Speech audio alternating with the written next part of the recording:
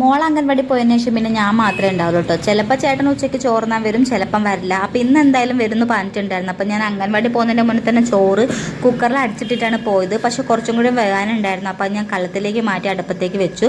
പിന്നെ കൂർക്ക ഞാൻ കുക്കറിൽ മഞ്ഞൾപ്പൊടി ഉപ്പിട്ടിട്ടൊന്ന് അടിച്ചെടുക്കാമെന്ന് വിചാരിച്ചു. കൂർക്ക ഉണ്ടാക്കണമെന്ന് പ്രത്യേകം എനിക്ക് മെസ്സേജ് അയച്ചിട്ടുണ്ട്.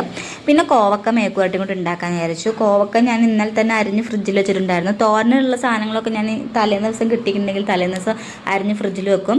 കോവക്ക മേക്കുമായിട്ടുള്ളതുകൊണ്ട് തന്നെ ഞാൻ കൂർക്ക ചിക്കൻ കറി പോലെ ഉണ്ടാക്കാമെന്ന് വിചാരിച്ചു. അപ്പം ഞാൻ ഒന്നുമില്ല, സാധാരണ നമ്മൾ ചിക്കൻ കറി ഉണ്ടാക്കുമല്ലോ, സവാള ഇഞ്ചി തക്കാളി എല്ലാം കൂടെ വഴറ്റുക, പിന്നെ പൊടിയും കൂടിയും ചേർത്ത് നന്നായിട്ടൊന്ന് ഇളക്കി കൊടുക്കുക. ഈ പൊടി ഞാൻ ആദ്യം തന്നെ ജസ്റ്റ് ഒന്ന് വറുത്ത്, എന്താണെന്ന് വെച്ചാൽ നമുക്കൊരു വറുത്തതിൻ്റെ ടേസ്റ്റ് കിട്ടാൻ വേണ്ടിയിട്ടാണ്. അപ്പോൾ അത് പെട്ടെന്ന് കഴിയുകയും ചെയ്യും. അപ്പം അതിനുശേഷം കൂർക്ക ഇതിൻ്റെ അകത്ത് ഇട്ടതിന് ശേഷം കുറച്ച് വെള്ളം ഒഴിച്ച് ഉപ്പിട്ട് ഒന്ന് വറ്റിച്ചെടുത്താൽ മതി. അപ്പം ഞാൻ കുറച്ച് പപ്പടം കൂടി ഒന്ന് വറുത്തെടുക്കാമെന്ന് വിചാരിച്ചു. ഇവിടെ അപ്പം അങ്ങനെ മീൻ ചിക്കനൊന്നും മേടിക്കാറില്ല, കാരണം പച്ചമീൻ നല്ല അങ്ങനെ കിട്ടാത്തതുകൊണ്ട് മേടിക്കാറില്ല. അപ്പോൾ ഇതാണ് സംഭവം. കാണുമ്പോൾ നല്ല ഭംഗിയില്ല, അതേപോലെ തന്നെ കഴിക്കുമ്പോൾ നല്ല ടേസ്റ്റുള്ള ഒരു സംഭവമാണ്.